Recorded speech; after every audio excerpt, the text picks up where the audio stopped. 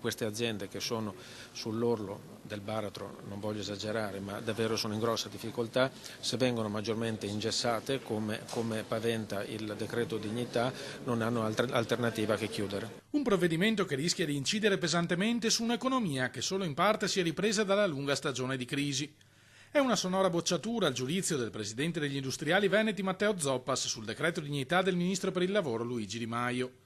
Critiche da Confindustria anche all'intenzione dichiarata dal governo di ripristinare le chiusure domenicali per molte attività commerciali. Le aziende sono meno impattate, sono impattate più indirettamente perché forse sono più commercio, confesercenti che hanno questo tipo di contraccolpo. È chiaro che per noi la flessibilità in questo momento non va toccata. Meno tempo per vendere i nostri prodotti significa anche vendere meno prodotti nella maggior parte dei casi. Positivo invece il giudizio sulla reintroduzione dei voucher.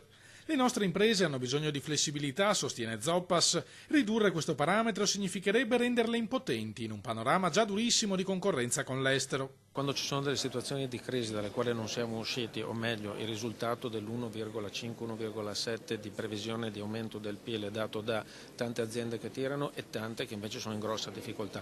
Queste aziende che sono in difficoltà, più sono in difficoltà in un'economia volatile e variabile, hanno bisogno assolutamente di strumenti di flessibilità. I voucher naturalmente vanno in questa direzione.